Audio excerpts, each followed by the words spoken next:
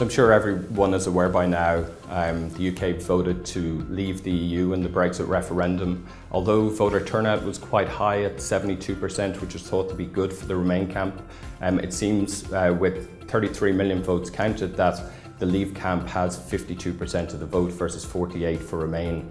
This is obviously a seismic development. We are in uncharted territory. We've never seen a major economic nation asked to leave the European Union, and unfortunately I do think it will pose questions about the stability of the Eurozone and indeed the Euro over the coming weeks and months. Will we see other nations try to follow the UK's path and leave the EU? I also think it has major political consequences for the UK. Both Scotland and Northern Ireland did vote to remain in the EU, and we could see further referendums down the road on whether they will actually remain in the UK or whether they prefer to remain in the EU.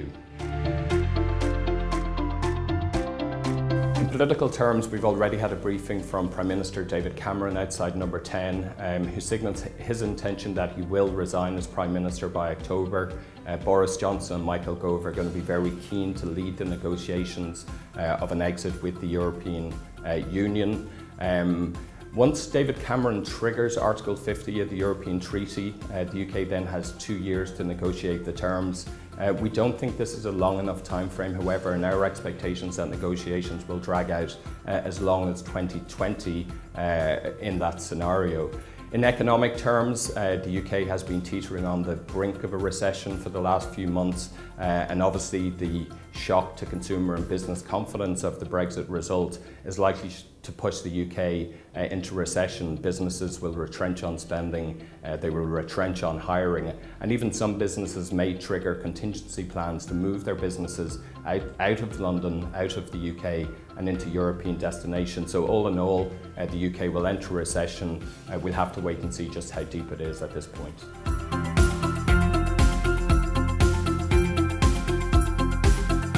Given the magnitude of this shock, unsurprisingly, financial markets are very weak after the result. Markets had rallied quite strongly into the referendum and expectations that the Remain camp would win.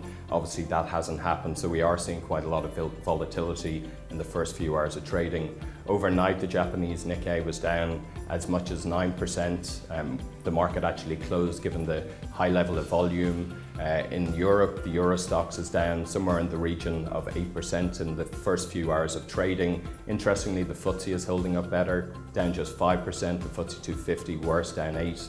And the futures market is telling us that the US market, the S&P, will close down somewhere in the region of 5%. There has been, of course, sizable moves in currency markets. Sterling collapsed. It fell from 148 to as low as 135 versus the US dollar. This is the lowest it's been in over 30 years. We'd have to go back to 1985 to see the pound as weak as it is today. The euro is holding up better. It's down around 3% in early morning trading. But that's just the initial reaction. I think we're likely to have to deal with the consequences of the Brexit vote for a while. Markets may pause for breath after the initial sell-off today, early next week. But ultimately, I think it's going to take weeks, if not months, for the market to fully understand the ramifications of this vote. And as a consequence, unfortunately, we do expect markets to remain under pressure and volatile for the next weeks and indeed months.